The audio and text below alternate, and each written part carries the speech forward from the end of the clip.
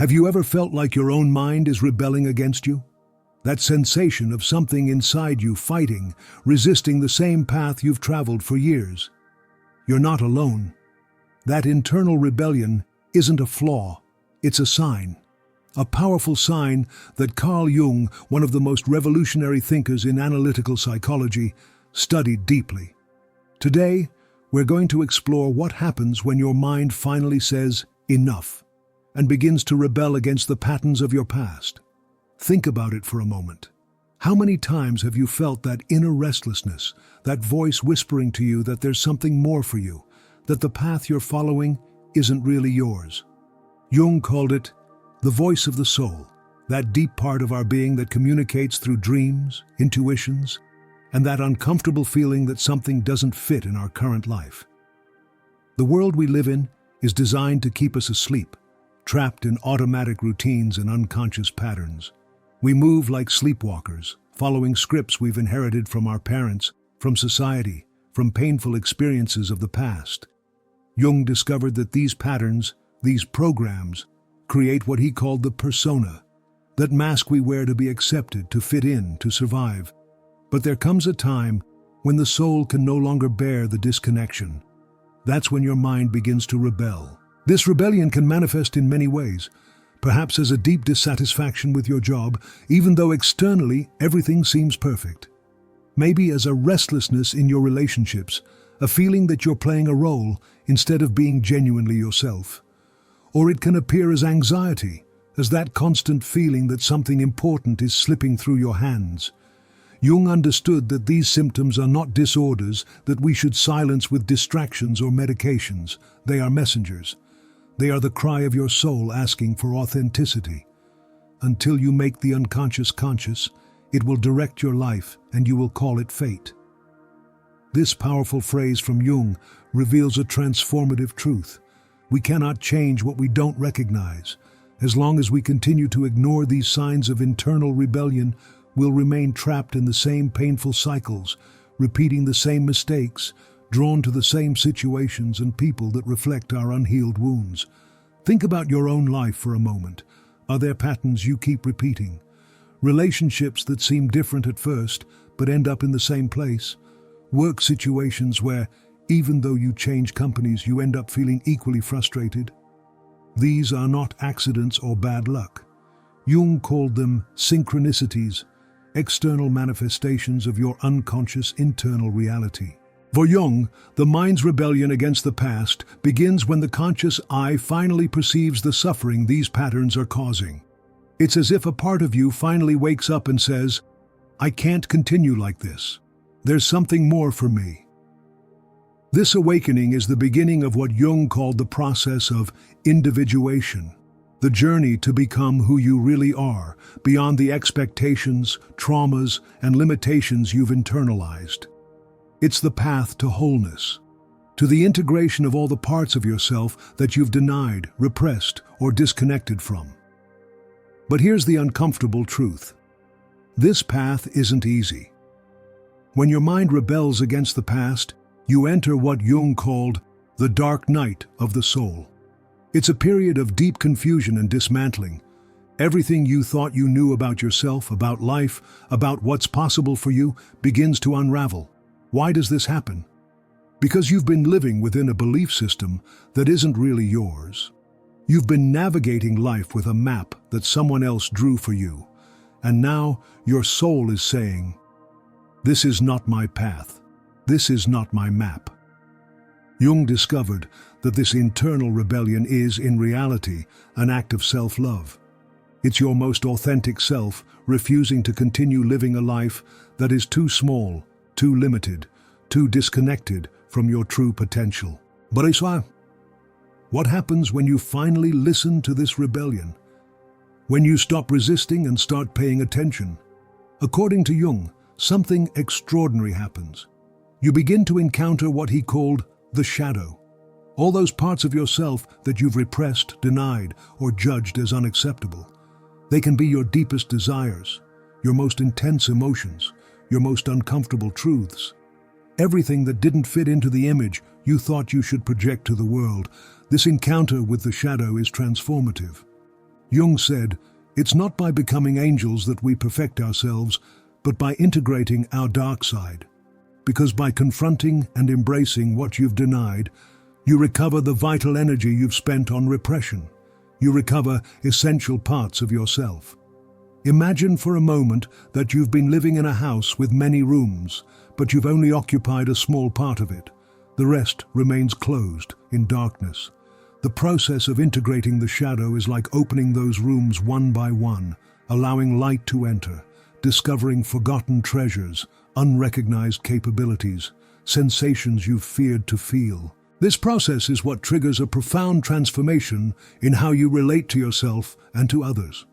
Jung observed that when we begin to recognize and accept our own shadow, we become less critical and more compassionate, both with ourselves and with others. We no longer need to project our unrecognized aspects onto the people around us. Think about it. How many times have you harshly judged someone for a behavior that you secretly fear or repress in yourself? Jung showed us that our most severe judgments often reveal our own unhealed wounds, our own denied parts. When your mind rebels against the past, it's inviting you to this deeper level of self-knowledge and self-acceptance. It's asking you to abandon the illusion of perfection and embrace the totality of your being, with all its contradictions, its lights, and its shadows. This is an alchemical process. For Jung, alchemy was not simply a primitive attempt to transform metals into gold, but a profound metaphor for the process of psychic transformation. Lead represents our wounds, our traumas, our limiting patterns. Gold is our authentic, integrated, complete self. And the transformation occurs in the crucible of self-knowledge, when we have the courage to look at what we previously didn't want to see, to feel what we've avoided feeling, to recognize truths we've been denying. Jung discovered that our unconscious contains not only what we've repressed individually, but also what he called the collective unconscious, that reservoir of patterns, symbols, and archetypes that we share as humanity. In times of personal transformation, these archetypes are activated to guide us. The hero archetype represents our journey to overcome obstacles and discover our inner strength. The sage guides us toward discernment and truth. The shadow challenges us to integrate what we've rejected. The child reminds us of our innocence and creative potential. And the higher self represents our connection to something larger than ourselves, that transcendent dimension that Jung recognized as essential to the human psyche. When your mind rebels against the past, all these archetypes come into play, orchestrating a profound reorganization of your identity and your perception of reality. But there's an enormous obstacle that Jung identified in this process: fear. Fear of the unknown, fear of what others will think, fear of losing what we believe we are. This fear is not trivial. It's a natural response to the symbolic death that precedes all rebirth.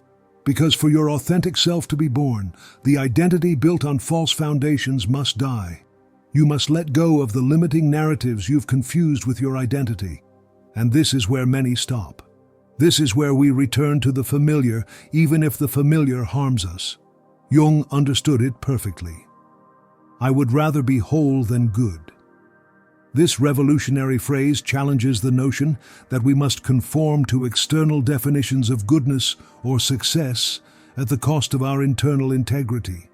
Those who have the courage to continue to move through fear and uncertainty experience what Jung described as synchronicity, that mysterious alignment between the inner and outer worlds where meaningful coincidences, chance encounters, and unexpected opportunities begin to appear, guiding you toward your authentic path.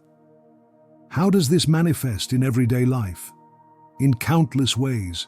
Perhaps you begin to meet people who resonate with your true self, not with the mask you've been wearing. Maybe opportunities appear that you would never have considered before, but which now seem perfectly aligned with your deepest values. Or perhaps you notice that situations that previously caused you anxiety and stress now flow with surprising ease. Jung observed that when you stop resisting the rebellion of your mind and begin to flow with it, your vital energy, what he called libido, is released from neurotic patterns and reorients toward growth and creativity. This doesn't mean the path is always smooth. Jung was realistic about the difficulties of transformation. "There is no birth of consciousness without pain," he stated. The process of awakening and transformation involves facing uncomfortable truths, feeling emotions we've avoided, and sometimes making difficult decisions that may alter the course of our external life. Think about the areas of your life where you feel that tension, that restlessness, that feeling that something must change. Perhaps it's a relationship where you feel invisible or disconnected. Maybe it's a job that drains your energy instead of nurturing it. Or it could be a pattern of self-criticism or self-doubt that has limited your expression for years. Jung invites us to see these areas not as problems to solve, but as portals to greater self-knowledge and freedom. Every problem contains a seed of transformation if we're willing to ask, what is this showing me about myself? What part of me is seeking expression or healing through this situation? When your mind rebels against the past, it's inviting you to this deeper level of questioning and discovery. It's asking you to abandon easy answers and superficial solutions and to immerse yourself in the depths of your being. This process of questioning and discovery is what Jung called confrontation with the unconscious. It's not an intellectual exercise, but a lived experience, felt at all levels of your being. It can manifest through powerful dreams, moments of deep intuition, or crises that seem to dismantle your life as you knew it. Through this confrontation, you begin to distinguish between the voice of your conditioning, what Jung called the complex, and the voice of your authentic self. The complex speaks from fear, lack, and past wounds. Your authentic self speaks from fullness, truth, and the present moment. Learning to recognize these different voices is an art that Jung cultivated through practices such as active imagination, dream analysis, and symbolic amplification. They are tools for dialoguing with the unconscious, for establishing a conscious relationship with those parts of you that have remained in the shadow. This dialogue transforms the rebellion of the mind into a revolution of consciousness. You're no longer fighting against yourself, but collaborating with all parts of your being toward a common goal, your integrity and freedom. Jung discovered that this process not only transforms the individual, but has an impact on the collective field. The world hangs on a thin thread, and that thread is the psyche of each person, he wrote. Each time a person has the courage to face their own shadows, to release their limiting patterns and live from greater authenticity, they elevate the consciousness of all humanity. This is the revolutionary power of the mind's rebellion against the past. It's not just a personal journey of transformation, but an act of service to the world. How can you know if you're in this process? Jung identified certain revealing signs. Perhaps you feel a growing dissatisfaction with explanations or solutions that previously seemed sufficient to you. Maybe you notice an emerging interest in the symbolic, the mystical, or the profound. Or possibly you're experiencing an intensification of your dreams, more vivid and loaded with symbols that seem to want to communicate something important to you. These are signs that the unconscious is activating, seeking greater integration with your consciousness. They're not symptoms of madness, as many fear, but indicators of a natural and necessary process of psychic expansion. For Jung, true madness was continuing to live a fragmented life, disconnected from essential parts of oneself, trapped in patterns that generate suffering. True sanity is the movement toward wholeness, toward the integration of all aspects of our being. This movement toward wholeness is not linear. Jung described it as spiral, advancing and retreating, visiting the same themes at increasingly deeper levels of understanding and acceptance. Sometimes, you may feel you've gone backward, that you've fallen into old patterns you thought you'd overcome. But even these apparent setbacks are part of the process, opportunities to integrate more subtle aspects of your patterns. The key is to maintain what Jung called a symbolic attitude, the ability to see beyond the surface of events and recognize their deeper meaning. This attitude allows us to find meaning even in suffering, learning in challenges, and purpose in crises. One of Jung's most profound discoveries was that the human psyche has a natural tendency toward healing and wholeness. He called it the transcendent function, that innate capacity to integrate the opposites within us and create something new, something broader that transcends the apparent contradiction. This function operates naturally when we stop interfering with the process, when we abandon our attempt to control, to force, to rush. The rebellion of the mind against the past is a call to trust this innate wisdom, to allow the process to unfold according to its own time and rhythm. How can we support this process? Jung prescribed several practices. The first and fundamental one is attention. Paying attention to your dreams, your fantasies, your emotional reactions, the recurring patterns in your life. Conscious attention is the fertile ground where transformation can flourish. Another essential practice is inner dialogue. Learning to communicate with the different parts of oneself, especially those we've ignored or repressed. Jung developed techniques such as active imagination to facilitate this dialogue, allowing the figures of the unconscious to express themselves and be heard. Creative expression is also vital. Jung was a great advocate of art as a vehicle for psychic transformation. Through drawing, writing, music, movement, we can give tangible form to unconscious energies and contents, facilitating their integration into consciousness. And finally, Jung deeply valued authentic relationship.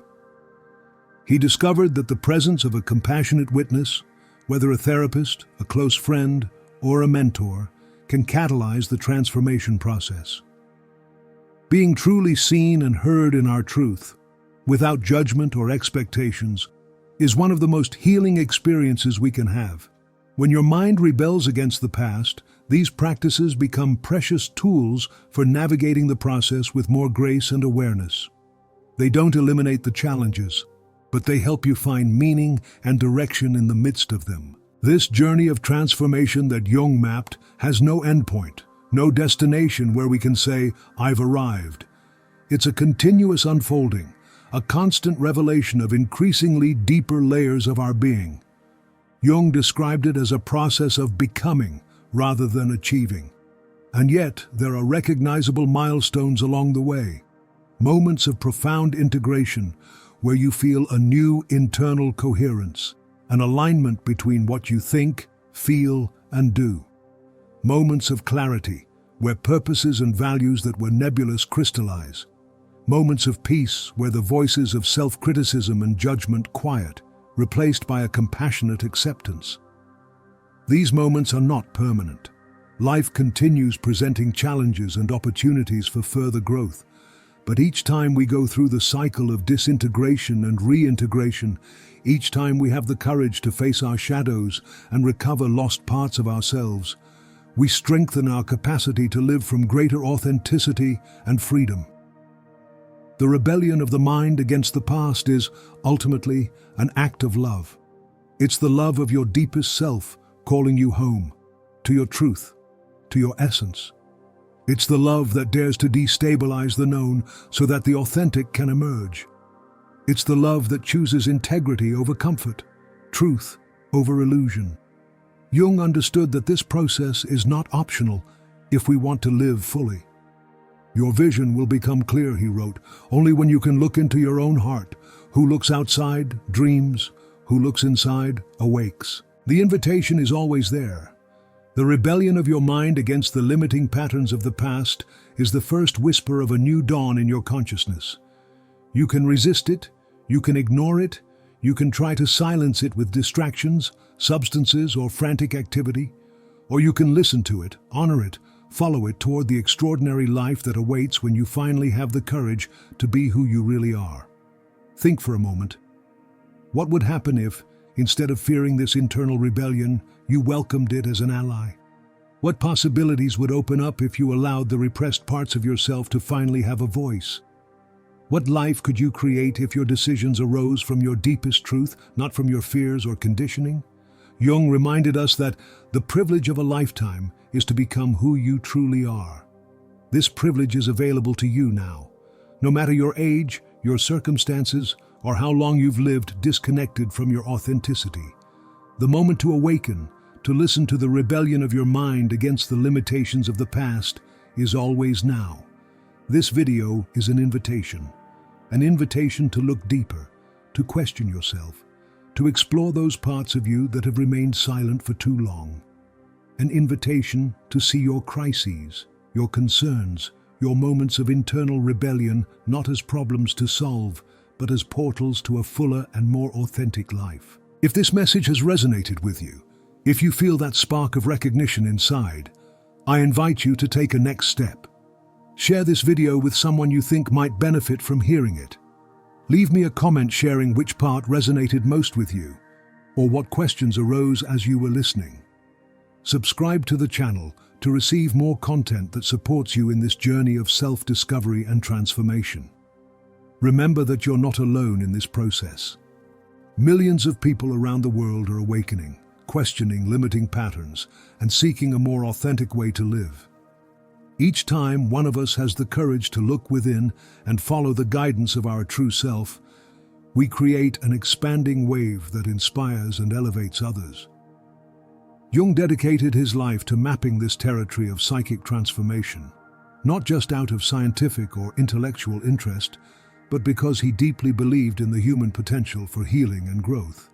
His work reminds us that our deepest crises contain the seeds of our greatest evolution, that our shadows guard some of our most precious gifts, and that the rebellion of our mind against the past is the first step toward a more conscious and fulfilling future. So the next time you feel that inner restlessness, that sensation that something inside you is resisting the path you followed until now, remember, it's not a mistake, it's not a flaw, it's your most authentic self calling you home. And the journey that opens before you, though challenging, is the most important you will ever undertake. Thank you for your presence, your openness, and for being part of this community of seekers and explorers. I'll see you in the next video, where we'll continue to delve into the mysteries and wonders of the human psyche, always inspired by Carl Jung's profound discoveries. Don't forget to hit the notification bell to receive alerts about new videos. And remember, when your mind rebels against the past, it's not the end of your world, it's the beginning of your freedom.